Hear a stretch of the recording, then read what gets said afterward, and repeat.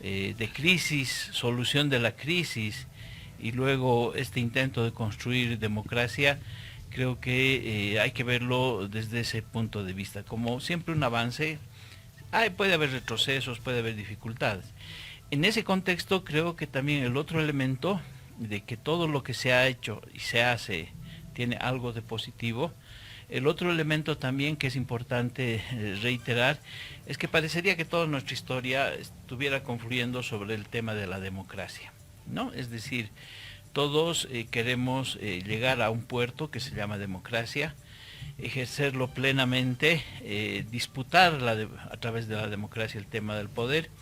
Y en ese contexto creo que hay que hacer una valoración histórica sobre desde cuándo entendemos que ha habido democracia en Bolivia, cómo se la ha conquistado, cómo se la está perfeccionando, todavía las limitaciones que tiene esa democracia. Y luego, por supuesto, también hay que hablar de ciclos, ¿no? No se puede analizar nuestra historia sin ver que ha habido periodos, ciclos, y los ciclos siempre tienen la característica de que tienen momentos ascendentes, descendentes, nuevamente ascendentes, como una ola, ¿no? Aunque también hay que ser autocríticos de que no podemos vivir eternamente en ciclos, ¿no? En algún momento se tendrá que romper eso y tener un proceso de mayor crecimiento, mayor estabilidad. Pero todo lo que te estoy hablando todavía es medio abstracto, así que habría que ir aterrizando en aspectos más puntuales. Vayamos por partes. Sin duda, cuando pensamos en democracia, por sobre todas las cosas, pensamos en el respeto a los derechos humanos, sí, y a las libertades de cada ser humano boliviano y boliviana como tal. Entonces, vayamos por partes, porque la democracia, ¿cuándo ha empezado? Desde tu análisis, porque entiendo y conocemos todos que Manuel Morales ha sido parte importante de la lucha por los derechos humanos por muchísimos años. Has estado inmerso en ello y en otras luchas que tienen que ver con los derechos y libertades humanas. La democracia en nuestro país, en esa dirección de libertades y derechos, ¿ha avanzado? ¿Ha retrocedido? ¿Cómo estamos? Ha avanzado, hay un avance notable, ¿no? Lo que es importante destacar, creo que todos los historiadores y los analistas vamos a coincidir que en 1952 es uno de los pasos más importantes para hablar de democracia en Bolivia. ¿Por qué? Por una sencilla razón, el voto universal, ¿no? Es decir, hasta antes del 52 había un voto calificado. Eso significaba que solamente los hombres votaban, que sabían leer y escribir y que tenían determinado nivel de ingresos económicos. Esto puede resultar un poco aberrante, ¿no? Pero durante el periodo republicano, ya hablamos un poco de ciclos, el periodo liberal, hasta antes del 52, prácticamente el derecho al ejercicio de la democracia se basaba en un voto calificado de un pequeño segmento. La revolución del 52 no buscó construir un horizonte de mayor democracia. El voto universal fue una consecuencia del acto insurreccional de la gente, y esto nos plantea también que los cambios a veces se dan por la vía no necesariamente institucional. Bolivia tiene como dos formas de avanzar. Por un lado están las vías institucionales, democráticas y no democráticas, pero por el otro lado está la vía de las acciones de hecho, ¿no? Los momentos insurreccionales, los levantamientos de toda índole. Entonces el 52, desde el momento en que las mujeres, los indígenas de la época acceden al voto, se da una ampliación. Ahora, ese proceso no fue tampoco cristalino, transparente. Se habla que el MNR utilizó el voto el 56, 1956, cuando se elige a Hernán Siles Suazo, y luego el 60, cuando se elige nuevamente a Paz Estenssoro, también manipulando el voto, ¿no? Se ha hablado de que en esos procesos electorales hubo una cantidad también significativa de fraude, porque la institucionalidad democrática no estaba desarrollada, consolidada. Se habla de que el MNR ganaba las elecciones con 80%, 85%. El único contendiente de mediana magnitud era la Falange y otros tipos de organizaciones, pero ese proceso democrático fue tan débil que fue automáticamente, podríamos decir, interrumpido por el golpe de René Barrientos Ortuño, que era además movimentista, era candidato, era vicepresidente del MNR, pero ahí se impone ya otra lógica, una lógica de características transnacionales, porque en esa época los golpes militares tenían una doctrina y una inspiración. No era como el MNR, que había tenido una inspiración de luchar contra la rosca minero feudal, ¿no?, y establecer algunos mecanismos de desarrollo del país, sino que ya irrumpen los militares a partir del 64 con la lógica de la doctrina de la seguridad nacional. Es decir, ya detrás de ellos estaban intereses norteamericanos, pero también la doctrina, eso es muy importante, ¿no?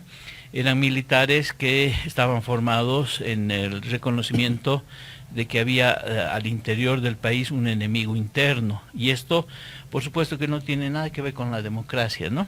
Hablar de que hay un enemigo interno cuando nosotros sabemos que la patria se la defiende y que el enemigo es externo, es llevar hacia adentro las contradicciones, ¿no?, que tiene la sociedad, pero además el que habla de que hay un enemigo interno se le llamaba extremismo, se le podía poner cualquier calificativo, ¿no?, pero en realidad era la izquierda y el movimiento obrero, sobre todo minero. Hablar de un enemigo interno a partir de que la institución armada que ejerce el monopolio de la fuerza, los que tienen las armas, señalan que hay un enemigo interno, ya te plantea una desproporción, una asimetría, y ahí es donde entramos con lo que tú decías, ¿no? El hecho de que sean los militares los que asumen el gobierno implica automáticamente la negación de los derechos humanos. Entonces ya podemos ir viendo que la democracia está profundamente casada, para mí más que el Estado de Derecho, está profundamente casada con los derechos humanos. ¿Por qué? Porque la democracia es una forma de gobierno para la sociedad, para el pueblo. Se inaugura, no se cierra el ciclo nacionalista, sino se lo reorienta hacia el ciclo de lo que se llamó las dictaduras militares, donde la región tenía en los Estados Unidos y su política contrainsurgente o anticomunista, como quiera que se lo llame, tenía la principal motivación. Ahora es interesante analizar que los gobiernos militares también naufragaron en una serie de convulsiones y contradicciones, es decir, no ha habido un régimen militarista en Bolivia absolutamente sólido, duro y estable. Pensemos en Somoza, por ejemplo, en Nicaragua, o Stroessner en el Paraguay, ¿no? O sea, dictaduras militares que sobrepasan los 10 años, ¿no?, y se consolidan durante un tiempo histórico. Y lo que pasó en Bolivia fue la muerte en un accidente de René Barrientos Ortuño, el ascenso del general Obando Candia, Alfredo Obando Candia, que trae otro escenario al país. Ya con Barrientos, él se había encargado de enfrentar a la guerrilla del Che Guevara en Ñancahuazú, y Obando Candia, que debería ser un poco esa continuación, ¿no?, del gobierno de Barrientos, del barrientismo, hace algo que en la historia llama pues la atención, porque va como en contrasentido, ¿no? Una de las medidas, desde mi punto de vista, revolucionarias que toma el gobierno de Alfredo Obando Candia es el tema de la nacionalización de la Galp, ¿no?, una empresa petrolera, y dentro de esa nacionalización está un señor que luego va a ingresar a la historia del país con letras de oro, podríamos decir, porque el responsable, el arquitecto de la nacionalización de la Galp es el señor Marcelo Quiroga Santa Cruz. Entonces, ¿cómo es posible que un gobierno de la doctrina de la seguridad nacional, con una visión contrainsurgente, porque también durante el gobierno de Obando se da la guerrilla de Teoponte, entonces, ¿cómo puede tomar una medida como la nacionalización de la Galp, que es estrictamente nacionalista, y posteriormente va a venir otro gobierno militar, el gobierno de Juan José Torres, a través de convulsiones internas, de golpes, contragolpes que hay dentro de los militares, y aparece Juan J. Torres con un gobierno más hacia la izquierda. Entonces esto rompe pues los esquemas, porque en otros países se suponía que las dictaduras militares tenían una orientación de derecha, ¿no? Profesaban el anticomunismo abierto, esa doctrina de perseguir al enemigo interno, pero resulta que en 1970 llega al gobierno Juan José Torres, militar, que se reclama no solamente nacionalista, sino nacionalista de izquierda, y durante el gobierno de Juan José Torres se da la Asamblea Popular, que es una experiencia muy densa, digamos, pero muy esporádica también, donde las organizaciones de izquierda en un gobierno militar pretenden construir un órgano alternativo de poder, la Asamblea Popular, ¿no? La Asamblea Popular tenía que cumplir el rol de ser la asamblea de los obreros, de un movimiento revolucionario para tomar el poder. A partir de estos encuentros, desencuentros, va a haber autores como René Zabaleta Mercado y otros o Guillermo Lora, que hacen una interpretación muy interesante sobre la coyuntura y el protagonismo que estaba adquiriendo la clase obrera. Ya la clase obrera había tenido una participación importante, sobre todo los fabriles, en la revolución del 52, pero hasta el 70 tienen un rol muy activo respecto a otras clases sociales. También las clases medias hay que señalar, ¿no? Tienen un rol muy importante. Entonces, el ciclo de Juan José Torres es abruptamente cerrado por el gobierno ya dictatorial de un coronel, Hugo Banzer Suárez, que retoma no tanto el legado de Barrientos. Barrientos todavía venía muy de la cuna del MNR, sino que instaura una dictadura militar muy vinculada a lo que fue el Plan Cóndor, ¿no?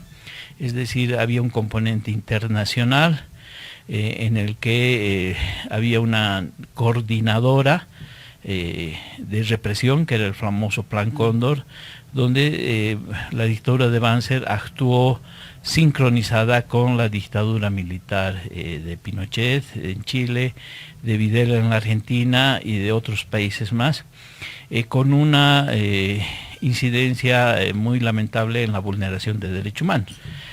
Pero lo de Banzer también genera un modelo económico que también a mí me parece interesante destacarlo, porque si bien la dictadura de Banzer dura 7 años, se le llamó el septenio, genera una serie de políticas económicas, es decir, la dictadura tiene tiempo suficiente, no solamente como para eliminar o perseguir a sus contrincantes, que la mayoría de los partidos de izquierda que habían crecido y se habían multiplicado en los años 69, 70, por ejemplo, ya no había solamente el ELN, que estaba vinculado a las dos guerrillas de Ñancahuazú y Tioponte, sino que había nacido de la democracia cristiana, el MIR, también el Partido Socialista ya se había decantado.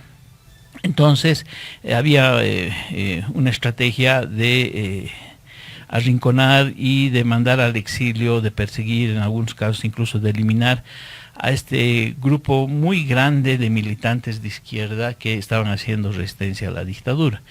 La consigna era retorno de los exiliados, libertad de los presos políticos y libertades democráticas, ¿no? La apertura de un espacio democrático. La gente hablaba mucho de recuperar las libertades más que hablar de democracia como concentración. Ahora, el gobierno de Banzer tiene una característica económica muy importante. Contrariamente a lo que muchos actualmente piensan, el gobierno de Banzer fue un gobierno que se caracterizó por el alto endeudamiento del país, eso todos lo saben, pero por la construcción de instituciones estatales, y esto es lo que tal vez la mayoría de la gente no lo conoce. Durante el gobierno de Banzer, los 7 años, se dio un impulso muy fuerte al estatismo. Esto es importante destacarlo porque se piensa que el MAS es la única expresión que ha desarrollado las instituciones estatales. No fue así. Banzer desarrolló mucho más el modelo de un Estado centralizado, no solamente que funcionaba la Comibol y EPFB, sino que la estructura de gobierno tenía, por ejemplo, en las prefecturas, instituciones bastante desarrolladas en los 9 departamentos. Se tenía la estructura de las corporaciones regionales de desarrollo, Cordepaz, ¿no? Acordémonos. Y cada una de estas tenía además hacia abajo una serie de estructuras productivas. Banzer pensaba que verdaderamente iba a generar un desarrollo del país bajo su modelo que violaba derechos humanos, que excluía democracia. Y en ese contexto, teniendo plata de un endeudamiento muy grande, va a generar la construcción de otras instituciones, las va a consolidar el Banco del Estado, el Banco Agrícola, el Banco Minero, y va a ser un momento muy importante para hacer una transferencia de grandes cantidades de recursos económicos hacia el oriente del país. Banzer era cruceño, tenía, digamos, el apoyo de Santa Cruz y tuvo como meta hacer un desarrollo y un financiamiento muy grande de lo que era la agroindustria cruceña en esa época. Esto, Manuel, perdón, estamos hablando de este trabajo de construcción de las instituciones estatales que hizo Hugo Banzer Suárez. Sí. Estamos hablando del tiempo de dictador. Sí. Él como dictador hizo todo esto. Sí. Podríamos decir que además de crear estas instituciones, construir las instituciones estatales, se generó trabajo. Sí. Nos endeudamos, pero estas instituciones necesitaban recursos humanos. Sí, y no solamente eso, sino lo que te estoy comentando, esas transferencias que se hizo para desarrollar la agroindustria, que venían de una visión previa, ¿no? En 1940 llega una misión norteamericana y elabora el Plan Bohan, que algunos lo hemos estudiado, por supuesto.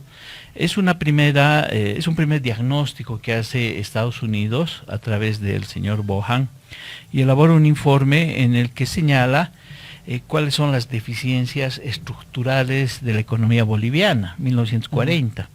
Y el Plan Bohan hace una serie de recomendaciones. Por ejemplo, algunas palabritas que les va a empezar a sonar a muchos, la sustitución de importaciones, que el gobierno de Luis Arce lo ha manejado como eslogan.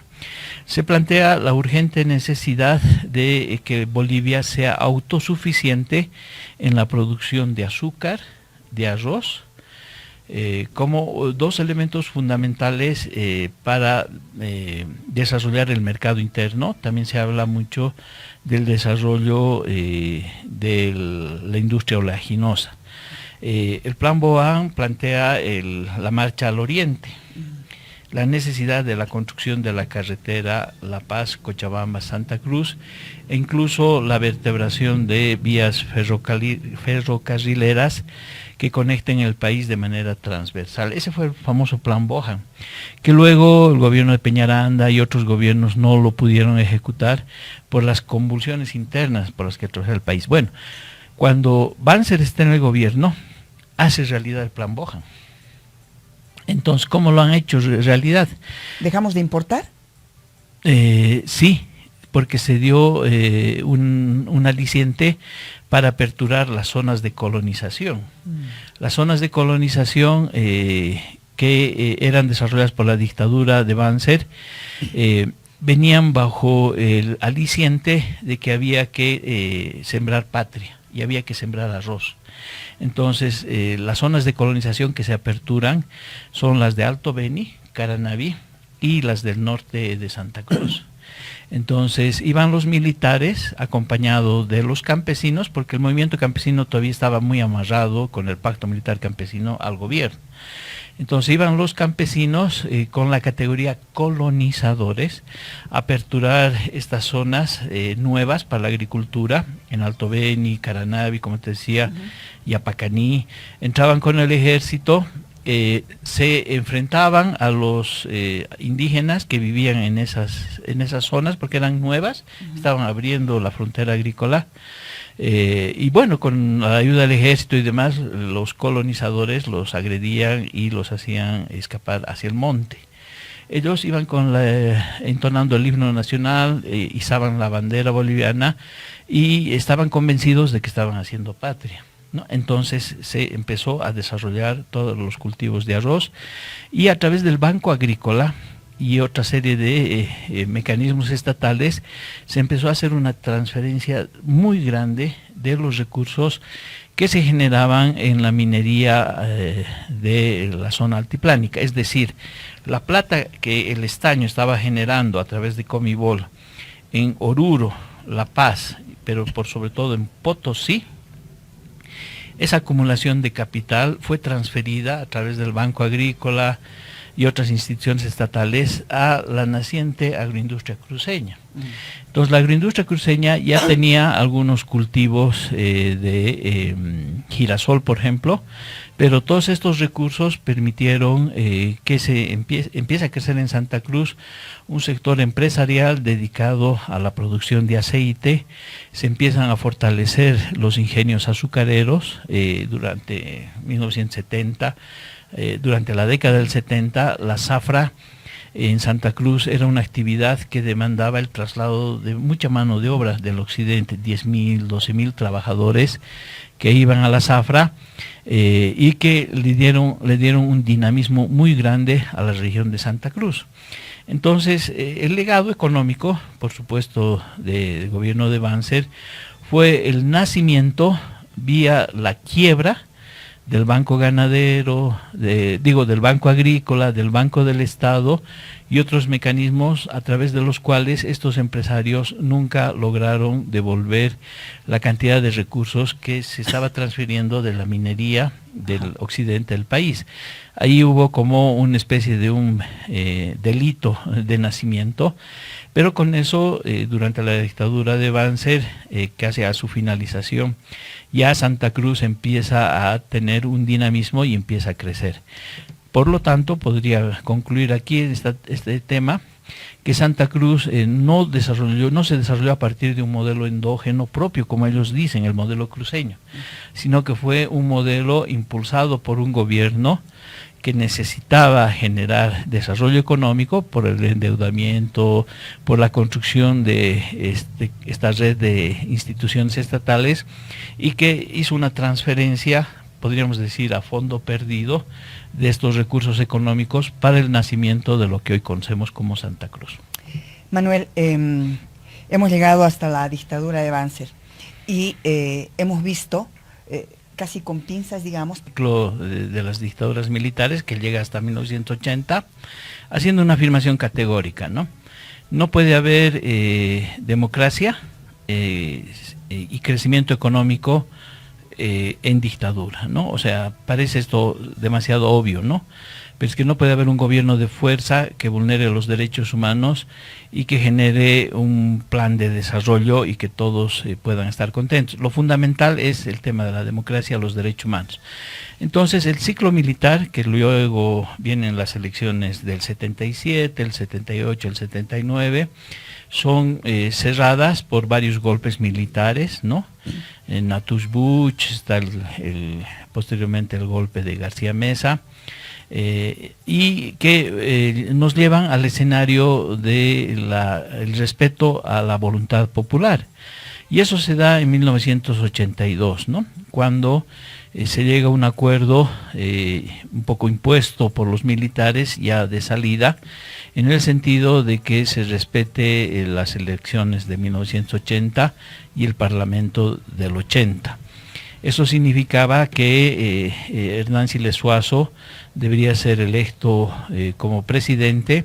La Asamblea Legislativa, el Parlamento en esa época, lo elige a él. Había 3 candidatos o 2. Y con ello se le da el poder a Hernán Siles Suazo, a la UDP, pero con el Parlamento del 80. y esto fue una trampa, digamos, de salida, ¿no?, que hacen los militares. Se estaba recuperando la democracia, estaban volviendo los exiliados, la UDP había ganado las elecciones del 80, pero el parlamento que le estaban entregando era en minoría, por la forma como se había votado y la composición parlamentaria. Entonces, esto fue el inicio de la crisis de la UDP, llegar al gobierno pero no tener gobernabilidad a través del Parlamento. Pero aquí lo importante es el sentido de la recuperación de la democracia, el sentido de la conquista de las libertades democráticas, ¿no?, que era lo que la gente quería. Es decir, vino la UDP con todas sus dificultades, pero la gente podía expresarse libremente, ¿no? Es decir, podías debatir, podías movilizarte durante la UDP, la COG hizo paros interminables, pero era el derecho de la gente. A partir del 82 hasta la fecha, estamos hablando prácticamente de 45 años. 44, 45 años de presencia ininterrumpida de la democracia. Entonces creo que esto es lo más importante, es una de las conquistas más grandes del pueblo boliviano, y por eso nosotros defendemos la democracia, que está casada con los derechos humanos, pero también está casada con el orden constitucional. No podríamos solo decir viva la democracia, viva los derechos humanos, y que muera la Constitución. La Constitución actual garantiza estos derechos. Pero hay un tema muy importante, muy interesante. Por eso al principio del programa te decía que todo lo que hemos hecho al final es un avance, ¿no? En la Constitución de ahora, que la pueden cuestionar, es democrático, existe un tema en la democracia que es superior a la democracia que habíamos vivido hasta el año 2009. Y es que la democracia actual, la Constitución actual, reconoce que es representativa, el derecho al voto es sagrado y es la forma de recambio de las autoridades vía sufragio, reconoce al cabildo, a las asambleas, como formas de democracia participativa, algo que probablemente no existe en otras constituciones, no sé en qué países habrá esto, no he investigado a profundidad. Reconoce a la democracia comunitaria, que se supone que la realizan las comunidades, pueblos indígenas, pero es un ámbito interno de ellos, y también reconoce la iniciativa legislativa ciudadana, que no se la ha ejercido a profundidad porque hay candados, hay trampitas, ¿no? Entonces, la actual democracia, la democracia que yo defiendo a capa y espada, es la democracia que me da el derecho a votar, que me da el derecho de participar en asambleas, que me da el derecho a participar en cabildos y que me da la posibilidad de que en comunidades puedan tomar sus propias decisiones. Creo que este concepto de democracia es absolutamente superior a las formas de democracia del periodo nacionalista, del periodo liberal, del periodo republicano. Ahora bien, esta democracia es tan fuerte, tan sólida, que han sido los cabildos, ¿no?, que los hemos organizado, en los que hemos participado, los que fueron el talón de Aquiles, por ejemplo, de la actitud antidemocrática de Evo Morales. Han sido gracias a los cabildos que nos hemos podido organizar, movilizar y finalmente hemos podido defender la democracia y el voto. Entonces, estamos en este momento histórico. Negar la democracia actual con estas características que les acabo de definir es absolutamente absurdo. O negar los derechos humanos es también absurdo, porque además los derechos humanos son una integralidad. Algunas personas, algunas corrientes, el día de hoy, dicen que solo hay 3 derechos, por ejemplo, ¿no? El derecho a la libertad, el derecho a la propiedad, y no me acuerdo cuál es el otro tercer derecho, ¿no? Y niegan todo el conjunto de los derechos humanos, que además han sido acumulativos. Los derechos humanos liberales, ¿no?, que son parte de nuestros derechos, son el derecho a pensar, el derecho de expresión, el derecho de manifestación, que son más de tipo individual.